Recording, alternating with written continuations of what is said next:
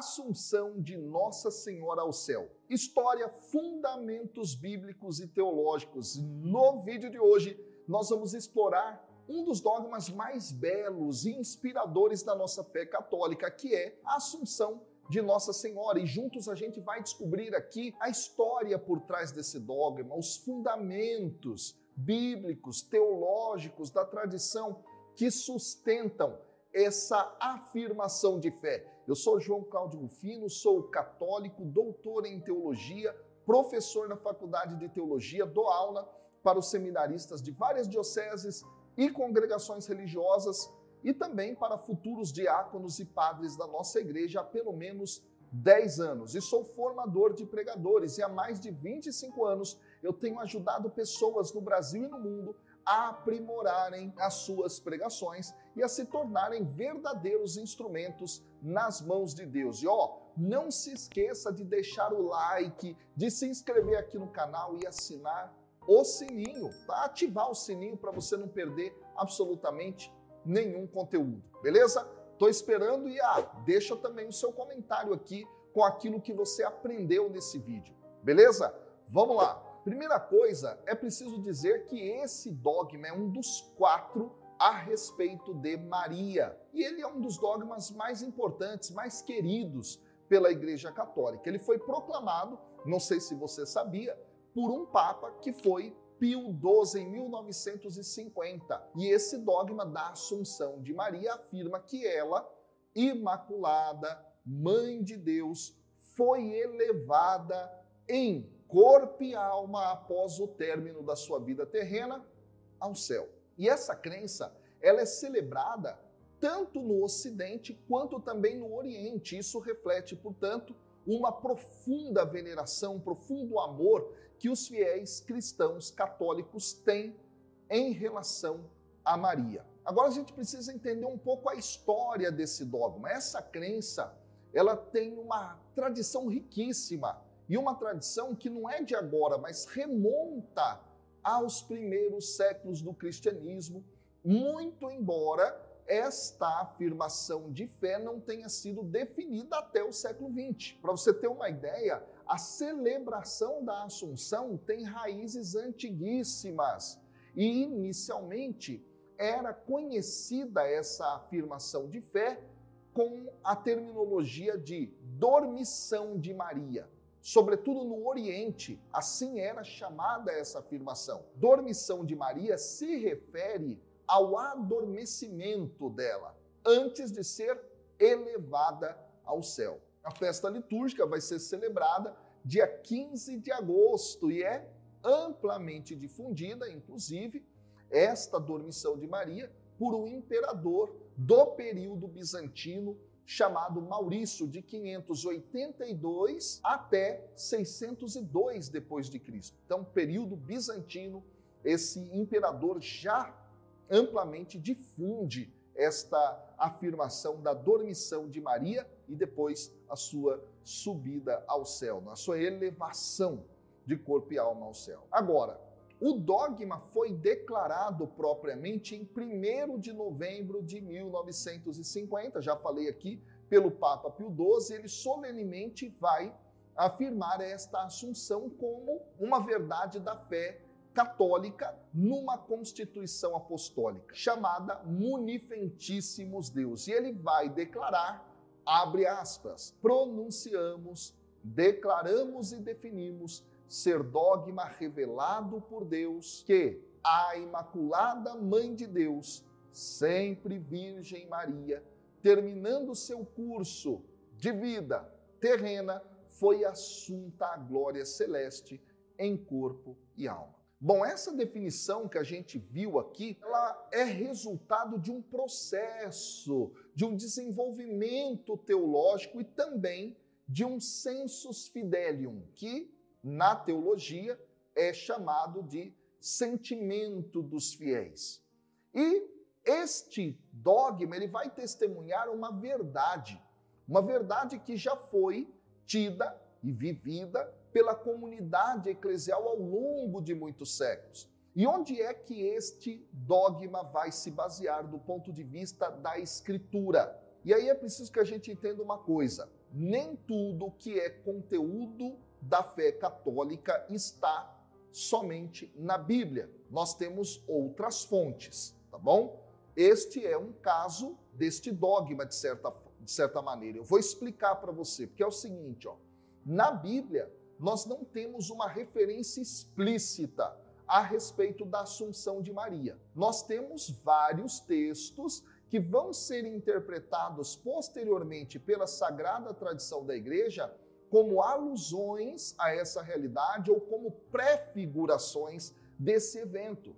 E aí eu vou trazer aqui alguns textos. Um é Gênesis capítulo 3, versículo 15.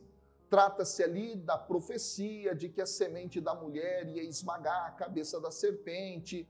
E esse texto vai ser visto como uma referência da vitória de Maria e do seu descendente em relação ao pecado e à morte. Portanto, neste sentido, por causa desta vitória, ela é assunta ao céu, no sentido de ela está já experimentando a glória de Deus, por ter sido este canal que trouxe aquele que vence o pecado e a morte. Depois tem um texto que é Apocalipse lá no capítulo 12, onde se fala, né, a respeito daquele grande sinal no céu, uma mulher revestida de sol, com a lua debaixo dos seus pés, na cabeça uma coroa de 12 estrelas. Essa passagem frequentemente será interpretada como uma alusão a esta realidade de Maria já assunta ao céu. E aí é importante eu afirmar uma coisa para vocês.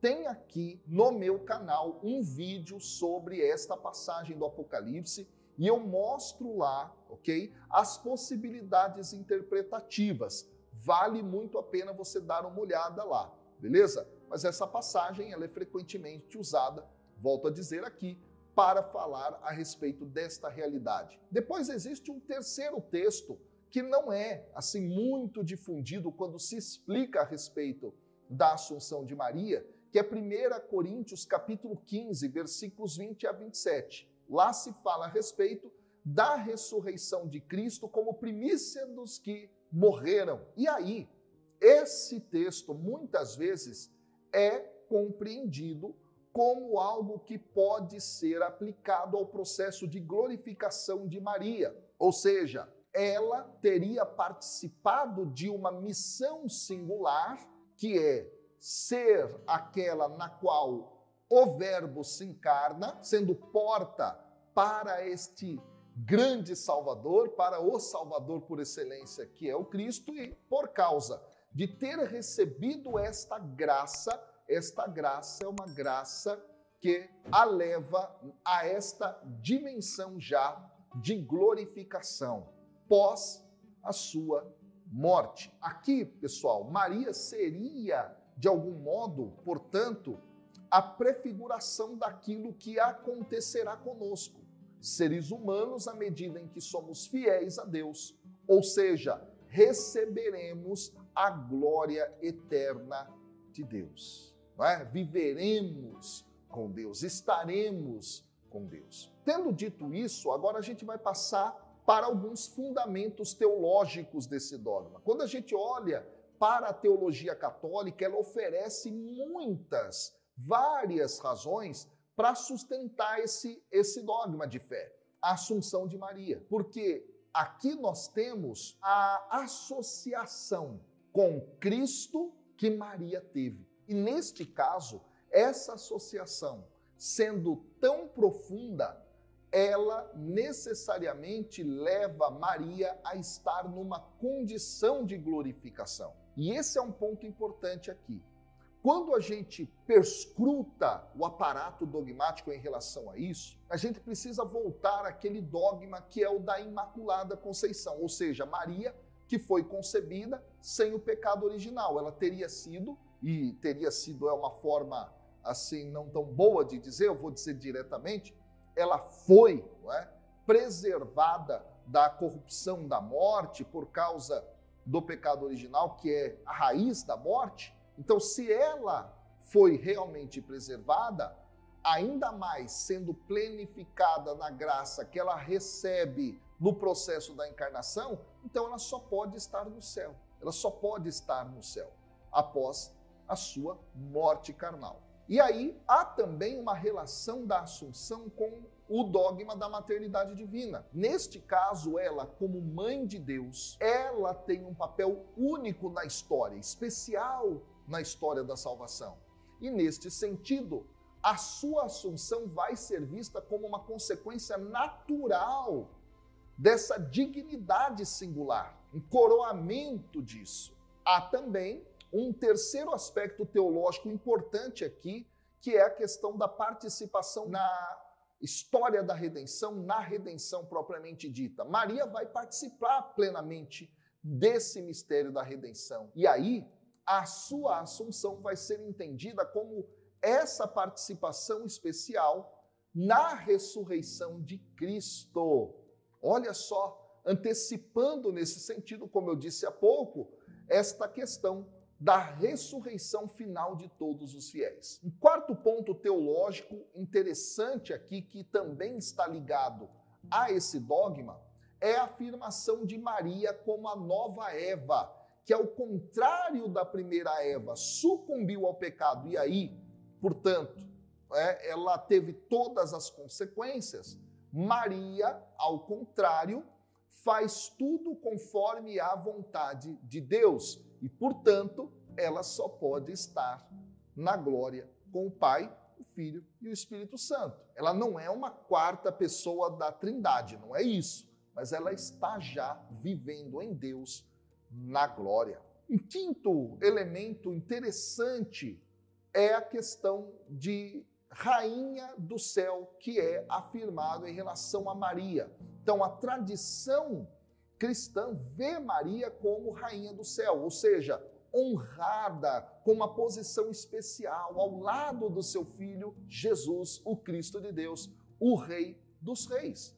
E neste sentido, então, ela está com o seu filho na glória. Avançando um pouco, a gente agora precisa tratar a respeito do sensus fidelium, que é esse senso dos fiéis, o sentimento dos fiéis, porque ele foi muito decisivo para o desenvolvimento do dogma da Assunção. Ele reflete muito esse sensus fidelium, esse dogma. E aí, o que é esse sensus fidelium? Vamos lá. Sensus fidelium, pessoal, é esse sentimento de fé dos fiéis, que ao longo dos séculos vão testemunhando, vão promovendo uma determinada crença, neste caso, a crença na Assunção. E se olharmos desde os primeiros séculos, nós temos tanto até livros apócrifos, mas também homilias de pais da igreja, de outros teólogos ao longo do período medieval, que vão descrever a dormição e também a Assunção de Maria. Isso vai ajudar a consolidar essa tradição na vida litúrgica, na vida devocional da igreja. E aí houve todo um movimento, inclusive assuncionista, ao longo da história, que vai ser muito forte nos séculos XVIII, no século XIX, levando inclusive a uma coleta de milhões de assinaturas e petições para a definição desse dogma. Eu não sei se você sabia disso, é muito interessante. E isso mostra a ampla aceitação e a devoção dos fiéis em relação a esse dogma. Tendo dito isso, a gente agora avança para as questões litúrgicas e também devocionais. Bom, primeira coisa é a festa da Assunção, que é uma das mais importantes celebrações marianas dentro do calendário litúrgico, e isso reflete uma reverência profunda a Maria, né, em todas as tradições católicas. E a liturgia vai destacar Maria como a mulher do Apocalipse, como visto em uma das leituras. Tá? Ela também vai ser entendida como a nova Arca da Aliança, porque dentro dela está o próprio Filho de Deus, aquele que ensina a lei, aquele que ensina como se deve ser fiel ao Pai. Ela vai ser destacada como a mãe que, como o seu filho, também venceu a morte e foi levada para essa glória celestial. Isso é muito bonito. Aí talvez você fique pensando, tá bom, professor, mas qual é a aplicação desse dogma nos tempos atuais? Por que ele é tão importante? Gente, o dogma da Assunção, ele vai ter várias implicações pastorais e também espirituais para os fiéis. Primeiro, o tema da esperança e do consolo. A Assunção de Maria vai ser um sinal de esperança, vai ser um consolo para os fiéis, vai mostrar o destino glorioso que espera cada um daqueles que seguem a Cristo, que são fiéis ao Pai na medida de Cristo. Segundo ponto é a questão da valorização do corpo humano. Esse dogma vai afirmar a dignidade do corpo humano, esse corpo que foi criado para a glória eterna, e ele vai destacar a importância da gente respeitar o nosso corpo como templo do próprio Espírito. Depois, um terceiro ponto de implicação interessantíssima é a questão da presença e da intercessão de Maria, porque glorificada em corpo e alma, Maria está particularmente presente na vida de cada fiel, intercedendo por cada fiel, junto a Deus. Depois, um quarto ponto, o exemplo de humildade e de santidade de Maria. Maria vai ser um exemplo disso. Maria, neste sentido, encoraja cada um de nós fiéis a vivermos a fé, o amor, a humildade, a fidelidade, a santidade, confiando nas promessas de Deus, que teremos a coroa da vida. Portanto, a Assunção de Nossa Senhora vai ser um dogma profundo, enraizado na tradição, na teologia da nossa Igreja Católica, e celebrar esse mistério é reafirmar nossa fé na ressurreição, na vida eterna, contemplando Maria como um modelo. Ela foi um modelo de santidade, um sinal de esperança. E através da sua Assunção, nós temos a mostra do caminho para estarmos mais próximos de Deus, para alcançarmos a glória celestial em resposta da graça que é realizada por Deus em relação a nós.